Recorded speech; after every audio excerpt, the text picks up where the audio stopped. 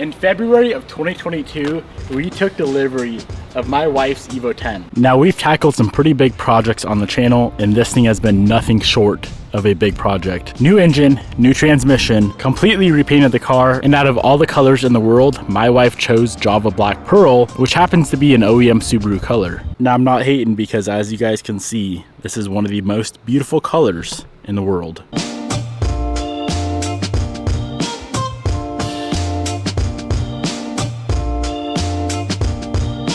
Now recently, we put a new motor in the car with a whole new turbo setup. This motor is as built as you can get, ETS turbo kit with a precision 64mm turbo. But since that day, we have not got the car retuned. And that's simply because I wanted to go to a standalone ECU on the Evo 10. And today, that is exactly what we're doing. This thing is going from the OEM ECU, which on the Evo 10 is a pretty capable ECU, but we are stepping it up to a full standalone system. Now the advantages of the standalone that we're going to see on the Evo 10 is going to be all the safeties, which when you have this much money into a motor and into a car build, you want all the safeties in the world. For example, if the ECU sees low oil pressure, it'll automatically shut off. If you run a motor for too long with no oil pressure, it's gone, it's done for.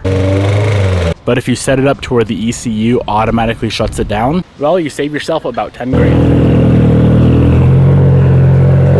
Every other standalone I've ever installed has been a Heltec, but today we are trying something else out. Now this car isn't quite as crazy as something like that. It is very, very built, but I didn't want to go through the entire hassle of building a new engine harness like we did on that car. And Heltec doesn't make a plug and play adapter for the Evo 10. So today we are going to be going with a different ECU. This is an ECU Master EMU Black, and it's going to be a very simple install because this here is a plug and play adapter.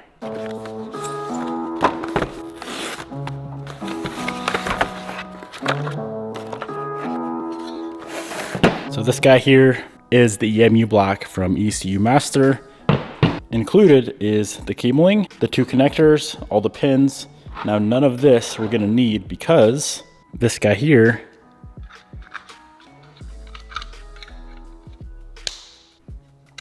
plugs right in. We also have a flex fuel sensor, a wideband kit, and a 7-bar, which is a 100 PSI map sensor.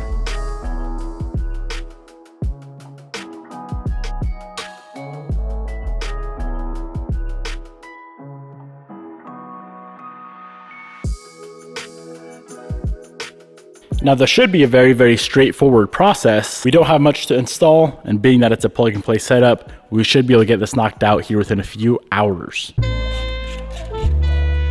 The first step in this process was to get the OEM ECU removed from the car. So I pulled off the intake, disconnected the ECU, and she was out.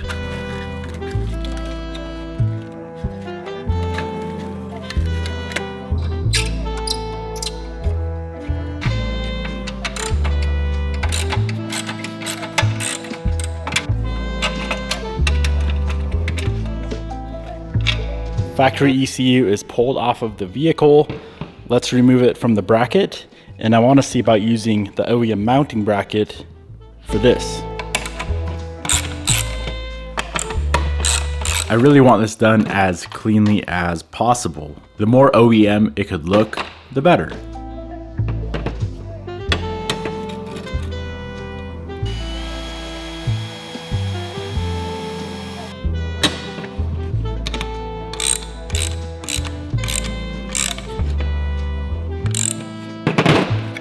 I got the EMU Black nicely mounted on the factory bracket, which is going to make it sit in the OEM position.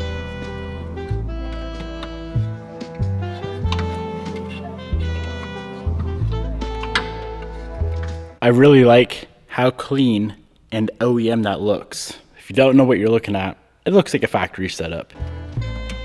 This looked great until I plugged in the plug and play adapter, then it was pretty whack. I'm actually going to change this up.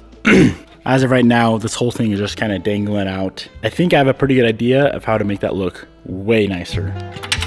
The idea here was to use the factory ECU mount to mount both the plug and play adapter and the new ECU Master. It was definitely a tight fit, but we got her to work and it looks great.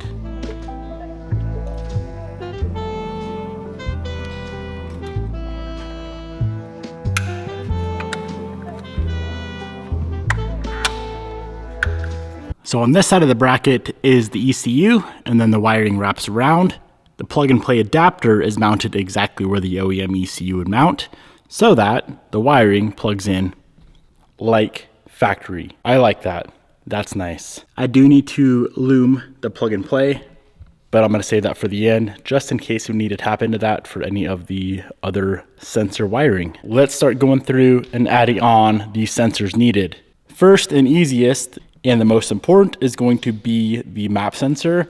So back in the day, whenever I build Evos, I would run an OEM style map sensor, and that is what this car has. It's an Omni 4-bar, and they're decent, but they have a very, very high failure rate. What I would recommend for all Evos, not just standalone cars, but talk to your tuner. You could do this on your stock ECU as well.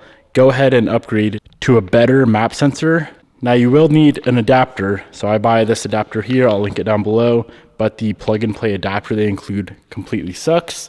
So I buy this one, which I'll also link down below. This is a 7-bar. I would have gone 5-bar. They didn't have one in stock. They did have a 7-bar. So we're gonna go ahead and pull off the Omni 4-bar, slap on the adapter, screw in the new app sensor, plug in the plug and play adapter, and that will be complete.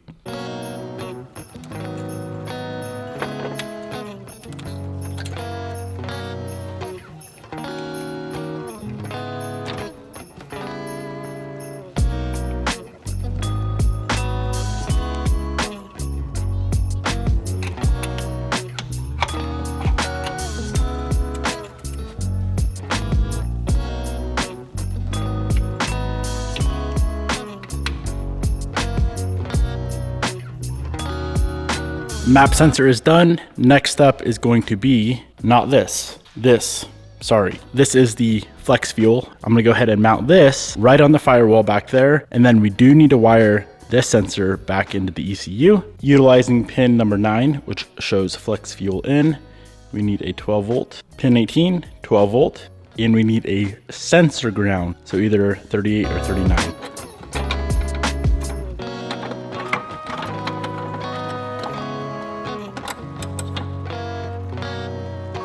Alrighty, so I got the sensor installed back there on the firewall. Kind of hard to see, it's all tucked back there. It's connected to the return fuel line. Now we just need to go ahead and wire it in back to the ECU. The one thing I really didn't like about this plug and play adapter is every single wire is green. It's a little bit hard to differentiate. You solely have to rely off of pin location instead of wire color like any other engine harness or plug and play adapter.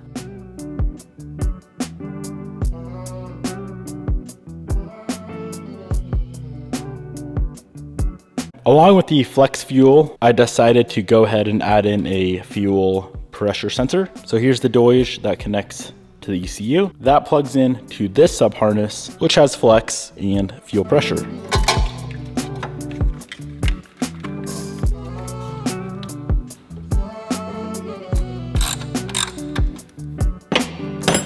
Hi, find out the mod I did on your Evo.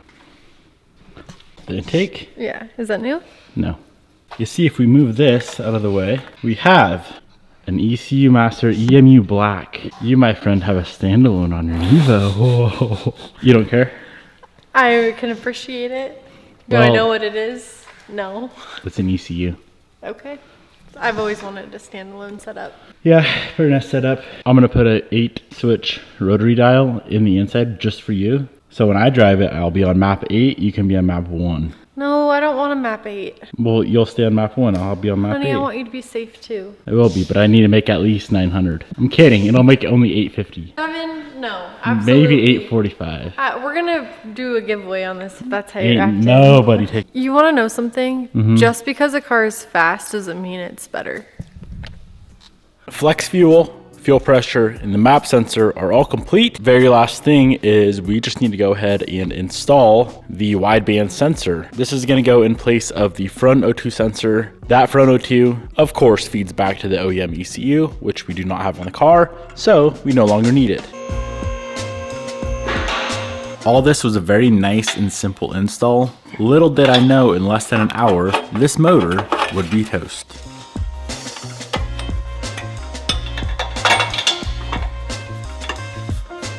All right, let's get this thing all finished back up, and we need to go ahead and plug into my laptop, and I need to figure out how to get a base map loaded on the ECU master. Like I said earlier, I've only dealt with Haltech stuff before, never dealt with anything else. I'm thinking it's probably gonna be pretty similar.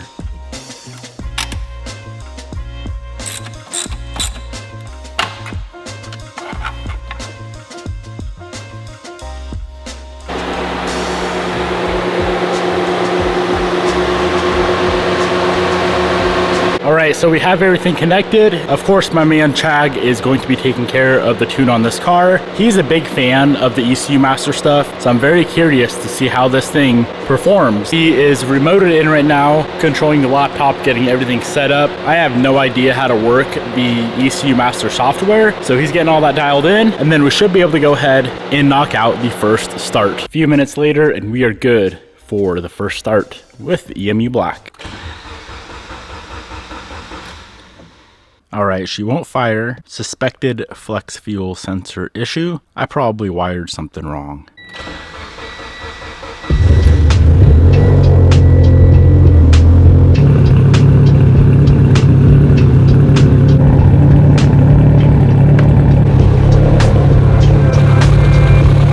So far, the car is running absolutely phenomenal, getting everything idling perfectly. As soon as it starts and idles perfect, we're gonna go on our first drive.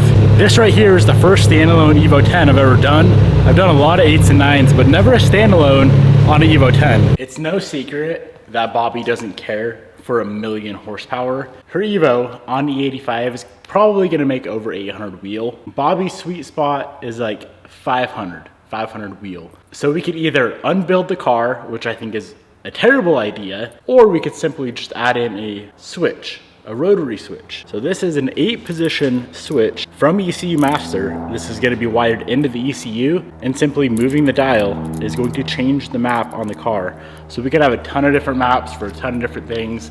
I don't know how crazy we're going to get with the switch. I'll have my map, which is turned up. We'll have Bobby's map, which is turned down. Let's go ahead and get this guy installed on the car.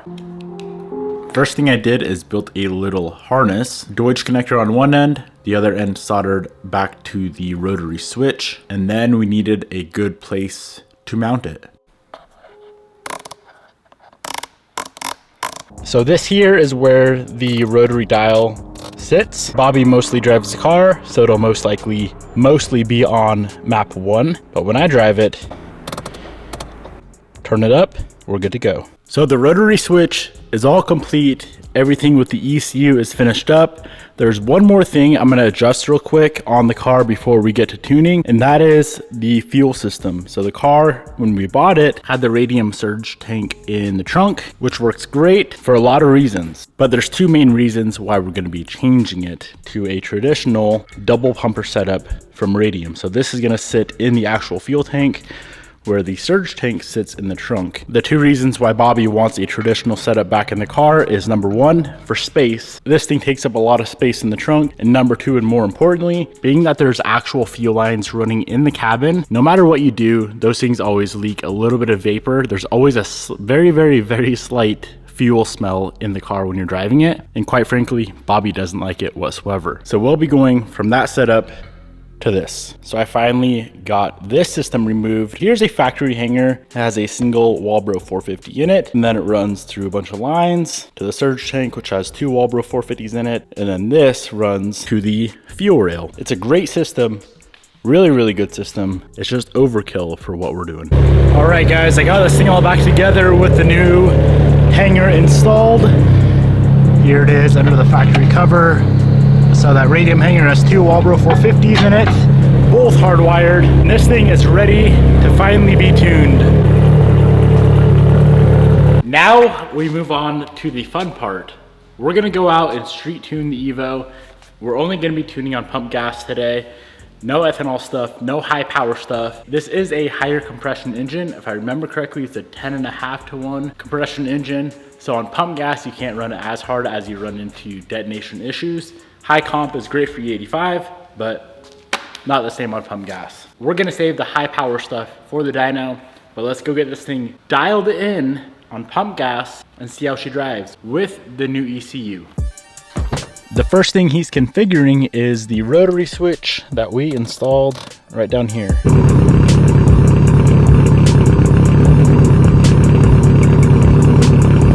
We got the rotary switch dialed in, fuel pressure is set. We are ready to go on our first drive.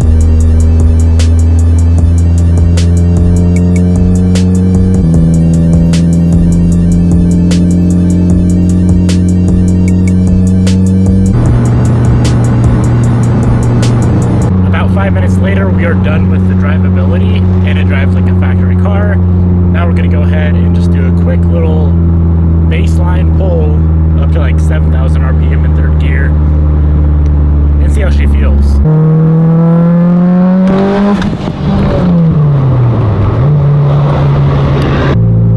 At like 5,000 RPM, we hit 45 pounds of boost. So I gotta go head back to the shop and do some adjustments with the wastegate spring pressure because we want like 20 pounds of boost on pump gas. 45 would be good for E, but not pump. Not with this motor setup. Well, I'm currently limping the car back to the shop, but something's making noise, and it's RPM based, which is about the worst. I'm not sure what the boost cut was set at. Clearly it was above 45 pounds on the boost cut though.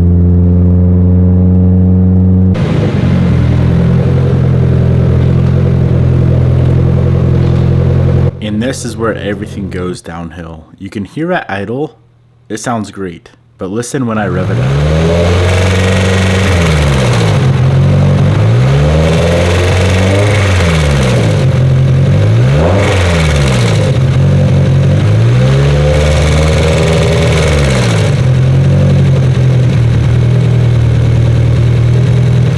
Yeah, boys, that's not good. We need to tear into the motor, see what the heck is going on. Man, this is insane.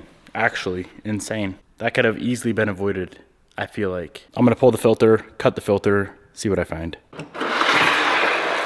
So far, so good. Cutting the filter is the easy way to tell if we lost the bearing or not. If there's copper in the filter, we beat a bearing. If there isn't, we're probably fine. After some deep dives into the filter, so here's the oil that came out of the engine when I pulled the filter. There's a little bit of stuff. You gotta keep in mind it's a fairly fresh motor, maybe 1,000, 1,500 miles on it. In between the weaves or the papers on the filter itself, I don't really see any copper. I think we have an issue in the head. I think that's where the noise is coming from. Let's pop the valve cover and see if anything looks out of place. If this thing had rockers, I would say it's a rocker arm issue, but the 4B11s do not utilize a rocker, just a valve bucket that rides on the camshaft lobe. Everything underneath the valve cover looks fine. I was thinking exhaust cam gear because those do have issues here and there. Typically when a exhaust cam gear or the MyVet gear starts giving you issues, they'll knock all the time at any RPM. I don't think that's the problem. I'm gonna try one more thing real quick.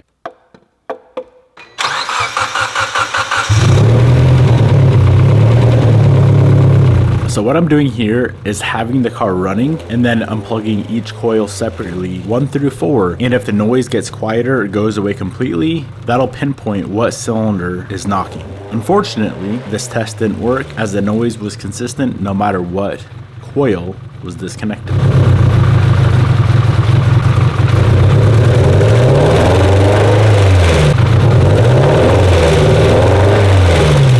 The more I listen to it, the more it sounds cylinder head related, valve train related. Maybe it is that cam gear. I need to dig deeper into it. I need to pull off the oil pan, and I may have to pull off the entire cylinder head. I hope the bottom end is fine. Based off the filter, the bottom end is fine. I'm just having a tough time pinpointing what is making this noise.